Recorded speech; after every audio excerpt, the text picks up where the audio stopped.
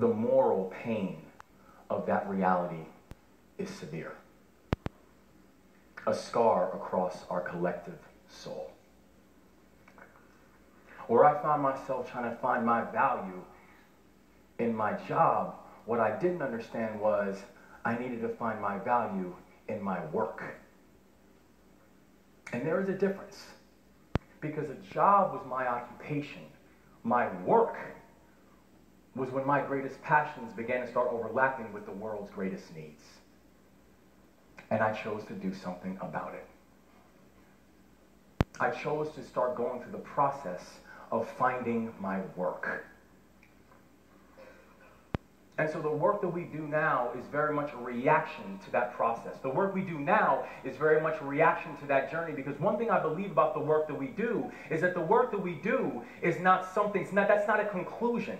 Our work is our journey. Our work is the process of understanding why were we here, and how do we then fulfill that lane and fulfill that purpose to make it meaningful and worthwhile that we were ever here in the first place. And so I then started going through the process and started studying and understanding, and I started realizing that actually going and finding my work really came down to 3 different things. Every time I wanted to find my work, I had to go to the ICU. All right, not the intensive care unit. First thing I had to do was identify, then I had to calcify, and then I had to unify. I had to go through my ICU to find my work. First, identify. Identify the fact that your work is not someone else's work. Someone can give you the most impassioned speech about why this thing is really important to them, but if it's not something that makes your heart beat a little bit faster, it's not your work.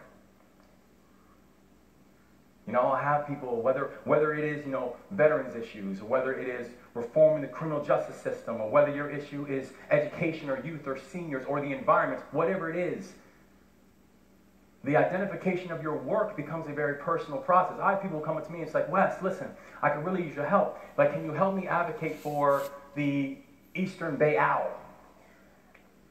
I'm like, yo, listen, the Eastern Bay Owl needs help. And much respect for you for believing in the Eastern Bay Owl. I think that's a beautiful thing. It's not my work. I wish you the best of luck. It's just not my work. The identification of that thing that makes your heart beat just a little bit faster. And understanding that your work is a very personal process. It's not about the issue of the day. It's the issue of your life. Calcify. That the goal is not to start something. The goal is to end something. Oftentimes when people come up to me and they're like, listen, Wes, I'm thinking about starting a nonprofit organization. The very first piece of advice I give them is, don't start a nonprofit organization yet. All right? Understand what's out there. Really do your homework and your diligence to figure out what's going on. Here's the truth. There are currently over 40,000 organizations in this country right now that serve veterans.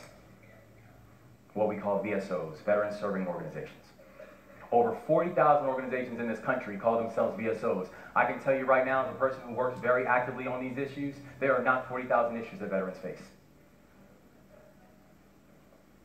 But we have 40,000 VSOs who are all working to help this cause. My point is this. Your goal should never be to start something.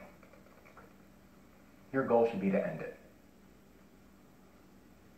And sometimes that doesn't necessarily mean founding something. Sometimes that's necessarily pulling something together. Because the truth is, I know people who bring their work to their job every single day.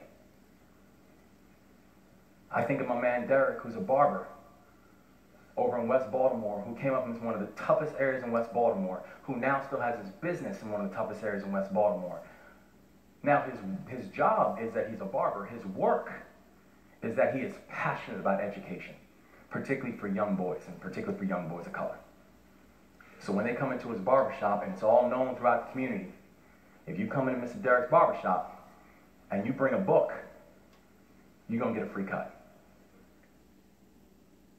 I think about people like Yolanda,